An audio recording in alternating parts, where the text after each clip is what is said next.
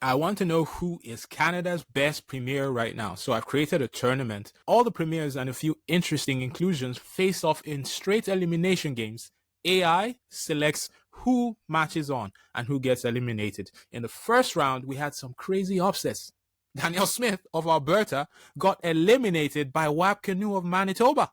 Donald Trump got dumped out by Cindy Woodhouse Napanak, the Assembly of First Nations chief. If you're wondering why Donald Trump was in there in the first place, just watch the first round, okay? Just watch the first round. But welcome to round 2. We've got David Eby taking on Scott Moe. That's a classic progressive versus conservative matchup. And then you've got Wab Kinew versus Team Houston. That is going to be spicy. Carney takes on Cindy Woodhouse Napanak, and Doug Ford takes on Susan Holt. I know Carney and Cindy Woodhouse are not premiers. I just needed 16 contestants for the first round, so I included them. I also included Donald Trump. Cindy Woodhouse has already eliminated Trump. Will she eliminate Carney in this round? Susan Holt of New Brunswick absolutely demolished Francois Legault in the first round. Imagine if she took out Doug Ford in this round, just destroying all the big provinces. Anyways, for this particular competition, I obviously try to have minimal influence. I have set some criteria for the AI, and I'm letting it search the internet and find whatever it needs in order to choose who wins these matchups. I've given the AI scoring categories. Number 1, policy and delivery, which just means did they get things done? And did their policies solve problems and match what they promised? Second scoring category, leadership and crisis. How did they perform under pressure? Were they steady, decisive, and effective during hard times? Third category, public trust and approval, which just means do people respect and support them? Are they seen as honest, popular, and re-electable? Fourth category, vision and influence. Do they think long term? Have they shaped the conversation or set a bold direction for their province? And the final category, the fifth one, X factor. This one can be anything you like, really. It is essentially what makes them stand out, good or bad. Do they bring unique energy, identity, controversy, or power? I'm so excited. So let's get into it without delay. Matchup 1, David Eby versus Scott Moe. David Eby has been Premier of British Columbia for almost 3 years and currently has a slim majority. Scott Moe has been Premier for almost 8 years. He has won 5 majorities in that time. The last one of those was in 2024. He is very popular in his province. That's not easy to do, especially after 8 years. So let's see who gets eliminated here. What the hell? Wow, this AI is having a laugh, right? This AI is having a laugh. Like, David Eby wins 40-34? He wins in almost every category? How, guys? How? You know, after the first round, someone was saying to me that AI is not ready for the mainstream. It's just shit like this that makes me think AI might not be ready for the mainstream. How the hell has David Eby beaten Scott Moe in almost every category apart from the X Factor? How the hell has David Eby beaten Scott Moe 40-34? Like, how the hell does David Eby get a 9 on policy and delivery and on leadership? Like, what is going on here? I live in British Columbia, and it certainly doesn't feel like we have a great premier who deserves a 9 on policy. Like, let's see how the AI justifies this. It says, comparing David Eby versus Scott Moe, it says David Eby has, the reason why he got a 9 was because he had massive housing reforms, bold affordability measures, aggressive policy execution in a short time, and he's leading on the opioid crisis and climate resilience. But what was the result, though? Like, what is this? It gave Scott Moe a 7 because Scott Moe has a strong record on resource expansion, tax cuts, provincial autonomy. He has been less impactful on affordability and housing, which is why he was marked down. VDB wins on that particular category. On leadership and crisis, the AI gave David Eby a 9. I think the overdose cases in BC will beg to differ, but anyways, as I said, this is without influence from me, so I just take what the AI says here. But it says David Eby managed multiple crises simultaneously, including wildfires, the overdose epidemic, affordability, all of this without melting down, and he maintains steady command. And it gave Scott Moe a 6 because of Scott Moe's divisive COVID approach and contentious stances during public debates. He is viewed as strong by supporters, but less unifying overall. I'm actually interested in seeing the one category where Scott Moe actually won, which is the X Factor. Let's see how the AI justifies that. It says David Eby got a 6 under the X Factor because he's got the resume, but not much charisma. He's a policy wonk, solid and not flashy. So that's why David Eby got a 6 on X Factor. But Scott Moe got an 8 because he is polarizing but powerful. and he's a symbol of conservative defiance. He's got a strong base and a culture war persona and a populist edge. I don't know about this. Those of you who live in Saskatchewan, how do you feel about your premier? How do you feel about Scott Moe? I don't know. I don't know if he should be losing to David Eby. I don't know. But I live in BC. Maybe I'm negatively biased in that way. Anyways, I've complained enough about this. Let's move on to the second matchup.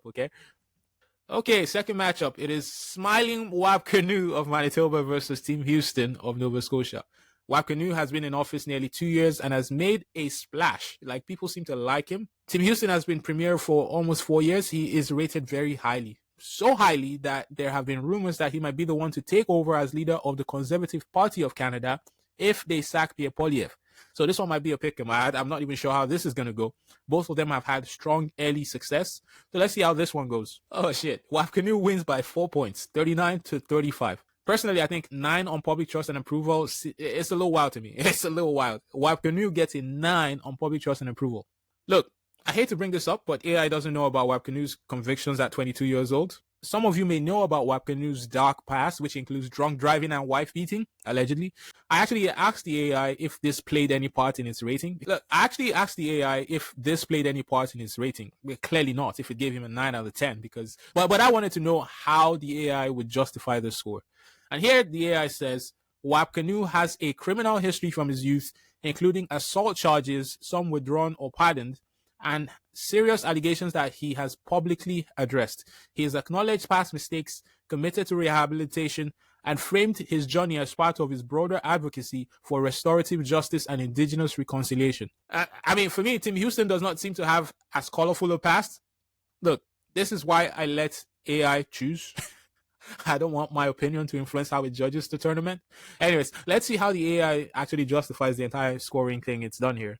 So it says, Wab Kinew delivered fuel tax relief, expanded pharmacare, rolled out new health clinics, and kept affordability front and center. That's why he got an 8 on policy and delivery.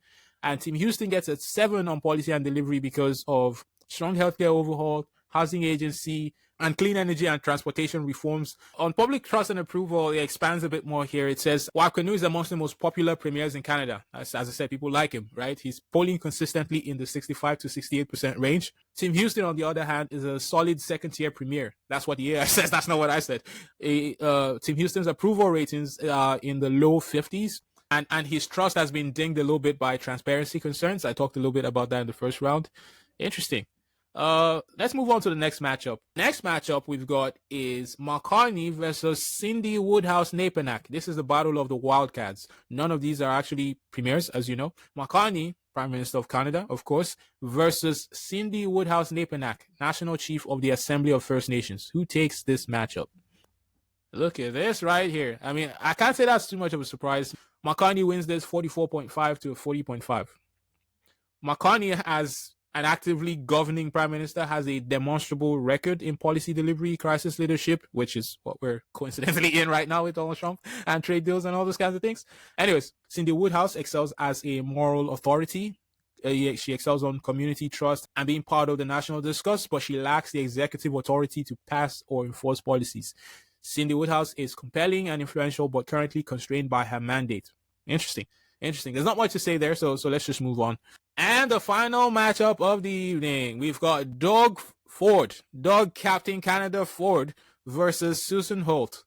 Doug Ford has had 7 years in office, Premier of Ontario, of course. He's going up against Susan Holt, who is the Premier of New Brunswick. Less than a year in office for her, but she absolutely destroyed François Legault of Quebec in the last round, so I wouldn't be surprised if she destroys Doug Ford as well. Will she eliminate another big province premier? Wow. Doug Ford with a stone-cold stunner. He has pitched a shutout. Susan Holt has not won in any category. It's a draw on policy and delivery, leadership and crisis, and public trust and approval. But Doug Ford takes it on vision and influence and on the X factor. He comes out with a 3-point win. Doug Ford defeats Susan Holt. Wow. Valiant effort by Susan Holt, though. I was really rooting for her. I hear she's great. Anyways, how does the AI justify the scoring here? So on policy and delivery, Ford gets a 7 because it's a bit mixed. He's delivered some big housing policies like modular homes and land reform and deregulation, but the Greenbelt scandal taints his legacy. Susan Holt, on the other hand, while it's early, but she's been impactful. She expanded abortion access, negotiated clean energy and federal grants, and pushed food and housing programs. On leadership and crisis, Doug Ford gets a 7 because he was strong during early COVID and during Canada-US trade tensions. He was dubbed Captain Canada. Susan Holt on leadership in a crisis. Obviously, she's dealing with breaking down interprovincial trade barriers right now. We're in the middle of US-Canada trade tensions. She's done well. I think she's represented herself well.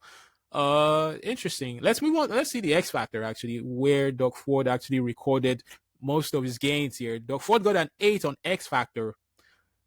And the justification from the AI here is that whether you like Doug Ford or not, he is a political force and combines charisma, controversy, simplicity, and blue-collar branding. Interesting.